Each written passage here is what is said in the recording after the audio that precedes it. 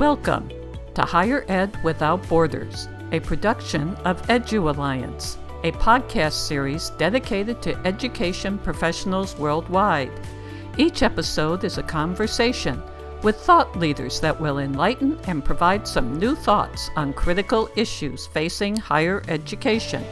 We hope you enjoy today's podcast. Mariet, as someone who has been involved in the planning and implementation of NYU Abu Dhabi from its very start, from the formative years and months, and today reflecting back after so many years on how far NYU Abu Dhabi has come, what do you see as the major essential ingredients for the success of this amazing story? Particularly the vision of the leaders on both sides of this collaboration. Well, Senthil, thank you very much for having me. First of all, it is so great to talk with you again after all these years when I first met you back here in Abu Dhabi in 2007.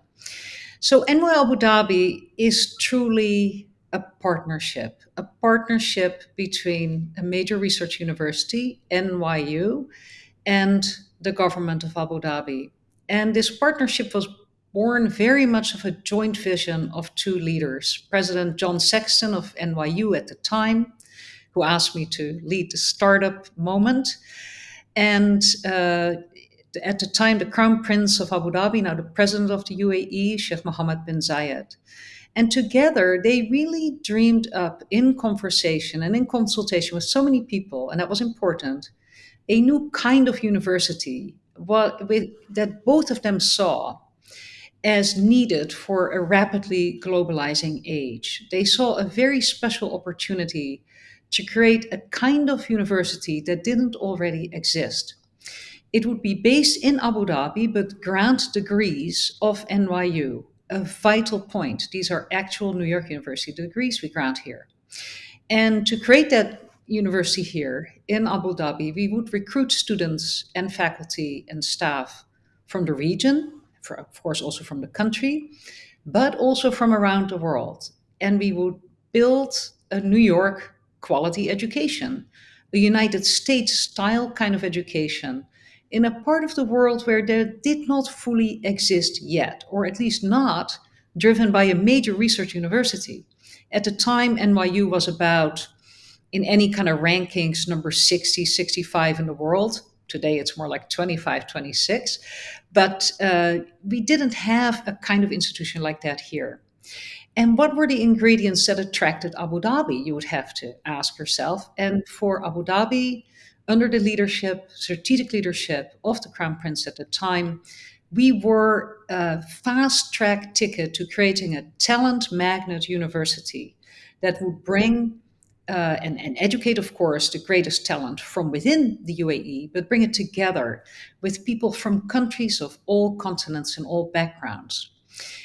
For NYU, it would mean accelerating what was already a remarkable transformation of the university into the first truly global university. I know that sounds like a wild claim, but really, if you think about it, what NYU is today, with 3 major degree granting campuses in New York, in Abu Dhabi, and in Shanghai, and with 13 other very serious study and research sites where students and faculty go on all continents. I don't think there's another university on which the sun never sets like NYU. And that was the vision that President Sexton and Sheikh Mohammed bin Zayed shared and that they were willing to lean into. That's, of course, great. You have to have a founding vision, and it has to be really clear about what each of the parties brings to the table and what the benefits are for each of the parties. But after you start building that, the key element surely is trust. Trust that you're both committed to what is ultimately a mutual education project. It isn't just a great big American university coming to tell people here what to do, or Abu Dhabi demanding something that wouldn't be true to NYU. You do it together. And that was the key element. And that trust has been maintained all the way through. And the trust was born not only of the vision, but of the commitment that these leaders made to ourselves and our institutions and teams made to ourselves, that we would never, ever blink on quality. If you can't do it well, if you can't do it true to your values, in our case, for NYU, you shouldn't be doing it at all. And we've really stuck to that. In some ways, Mariet, New York and Abu Dhabi are about as different as you can possibly imagine in terms of age, size, etc. But in some ways, they're also similar, I think, because of nationality, and there's other certain aspects. I've lived in both cities, and I see this yin and yang, this whole difference that you feel and the similarities on this. How does NYU respond to that in terms of those differences and similarities, particularly in offerings, design, recruitment, which is, I would think, vastly different at NYU New York versus NYU Abu Dhabi? But can you talk about that a little bit? I think that's a great question because surely there were lots of tripwires for us, and we planned very carefully, always involving our faculty. Faculty are key. There are no successful universities without faculty being on board for them and bringing their best talents and commitment and passions. And that was always a little bit of a worry for me. We were making big promises, we believed in them.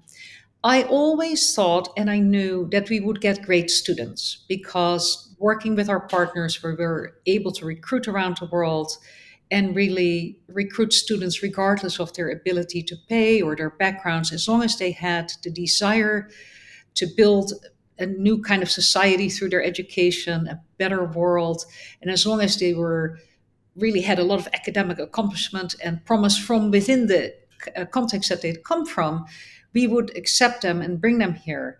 And so that was an incredible thing. And so many students go with like that, or potential students go without education in the world. So I knew we could recruit these students. In fact, the first 150, we thought we were going to get 50. We got 150, even in the first year, because people were so excited about this entirely untried university. It was an amazing thing.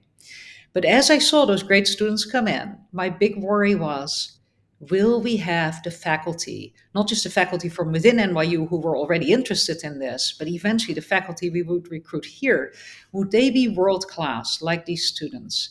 Could they keep up with the demands of these incredibly curious, passionate, knowledge-creating students? And so when I came back and decided to come back in 2019, one of the things I really looked at was the quality of the faculty and the quality of the research.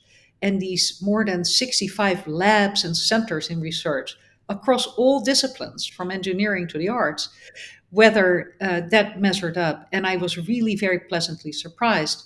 And it taught me something about the power of the model we had created, that we really had convinced faculty from all around the world with great other opportunities and jobs that this was worth coming here.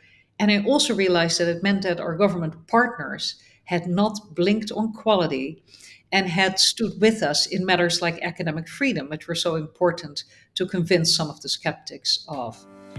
If you'd like to comment on today's show and possibly suggest other topics and future guests, do go to our website, which is at www.higheredwithoutborders.com, and we have a comment section. And let us know what you think, good, bad, whatever the case may be. We'd love to hear from you.